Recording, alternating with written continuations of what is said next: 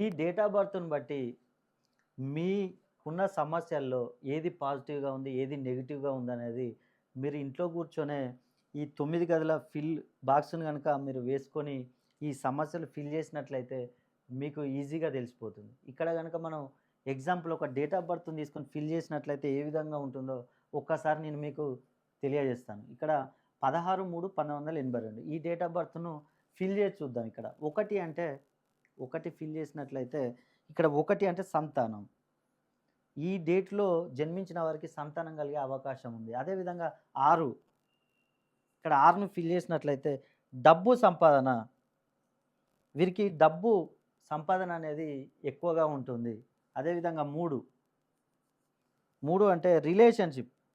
వీరు రిలేషన్‌షిప్‌లో అందరితో కలిసిమెలిసి ఉండే అవకాశం ఎక్కువగా ఉంది. అదేవిధంగా 1, 9 1 మనకు ఆల్రెడీ వచ్చేసింది కాబట్టి 9. 9 అంటే వివాహం. వీరికి వివాహం అనేది జరుగుతుంది. అదేవిధంగా 8 అంటే చదువు. ఉన్నత చదువులు చదివే అవకాశాలు ఎక్కువగా ఉన్నాయి. అదేవిధంగా 2 అంటే రుణ బాధలు. రుణ బాధలు వీరికి తక్కువగా ఉండే అవకాశాలున్నాయి. ఇక్కడ మనం ఫిల్ అయినవి చూసుకుంటే ఇవి మనకు పాజిటివ్‌గా ఉండేవి. ఫిల్ కానివి చూసుకుంటే ఇవి మైనస్‌లా ఉండేవి. 4 అంటే ఆరోగ్యం. వీరికి ఆరోగ్య విషయంలో అనేక సమస్యలు తలెత్తుతూ ఉంటాయి.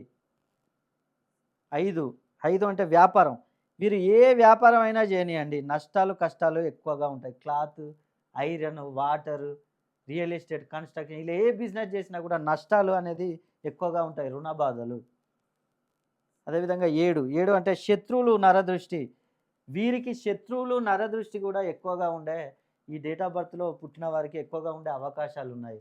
కాబట్టి మీకున్న సమస్యలను మీరు ఒక్కసారి చార్ట్ వేసుకొని చూడండి. ఇది ఓన్లీ డేట్ ఆఫ్ బర్త్‌ని బట్టి కాకుండా మీ పేరు వాల్యూస్ కూడా మీరు ఒక్కసారి మెర్జ్ చేసి చూసినట్లయితే డేట్ ఆఫ్ బర్త్‌కి మీకున్న సమస్యలు మొత్తం పూర్తిగా తెలిసిపోతాయి. కాబట్టి ఒక్కసారి మీ డేట్ ఆఫ్ బర్త్‌ని నాకు పంపించండి.